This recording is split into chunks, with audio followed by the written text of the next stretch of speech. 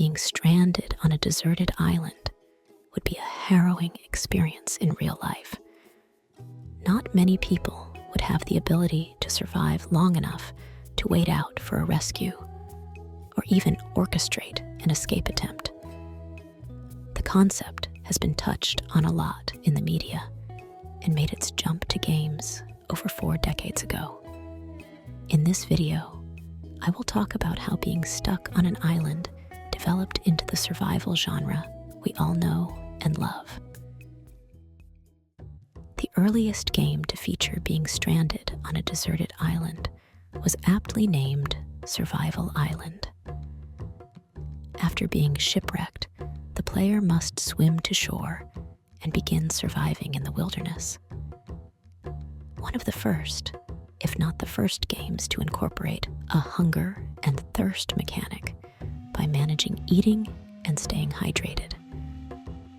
Also, an identification game mechanic was introduced, allowing the player to learn what certain objects were to enhance survival and avoid injury.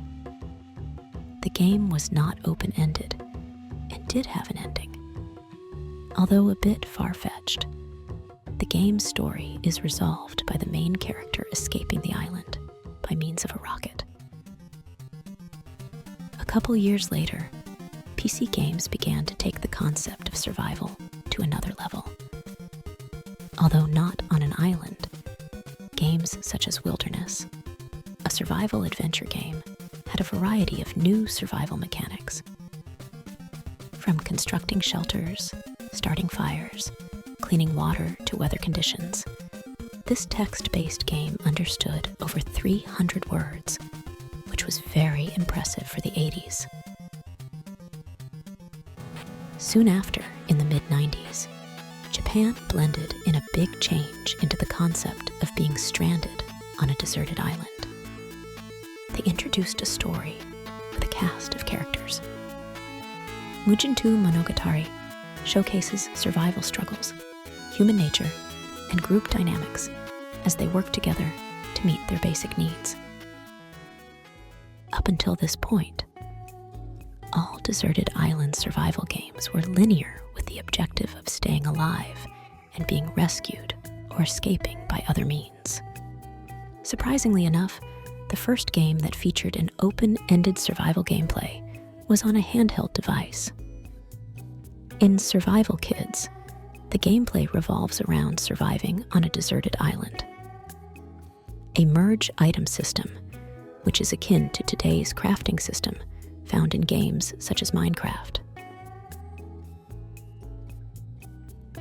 The game also features an open-ended structure that presents the player with multiple ways to progress through the game. One of the endings offers the option to stay and thrive on the island rather than returning to civilization.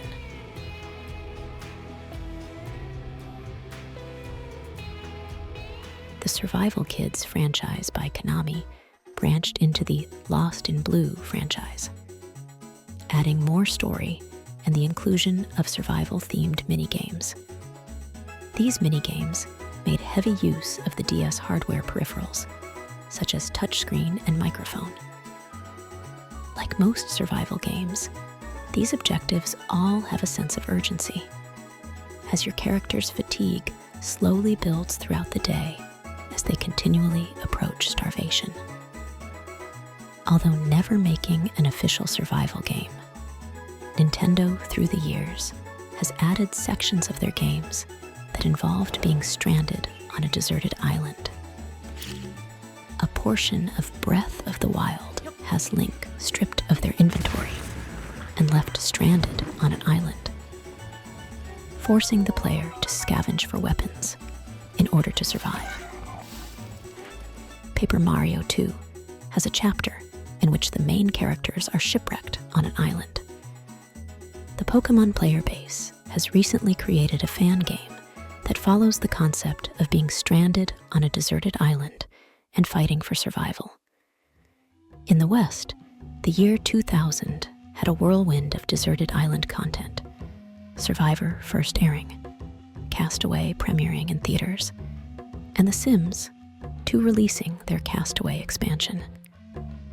Although nothing really new was added to the genre with this title, you did have the option of player customization through making your own sim.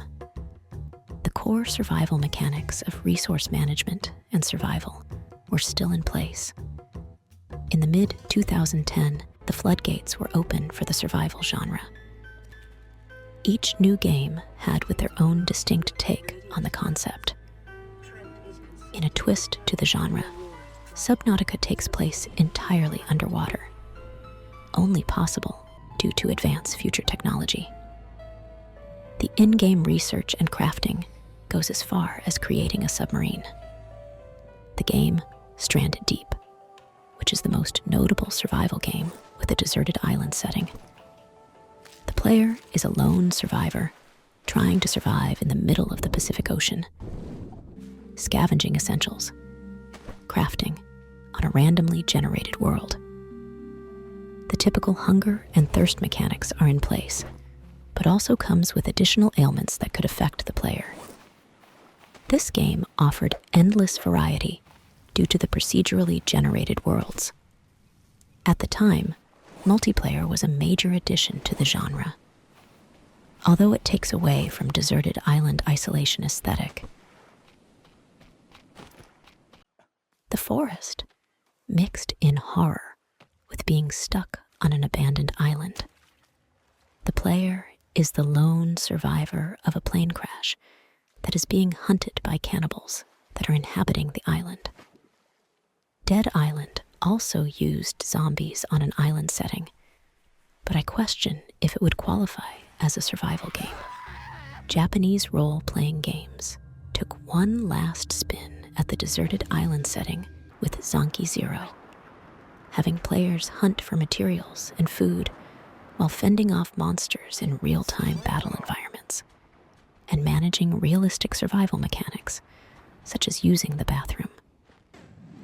The Castaway on a deserted island concept has been parodied to a degree. Monkey Island has Herman Toothrot, a crazy castaway living alone on an abandoned island. Although he does have the means of transportation, he wants to be saved in the traditional sense, being rescued by others. Super Mario Sunshine has a Pianta that has been stuck 100 feet away on an island for 10 years, primarily due to not being able to swim. Thank you for watching.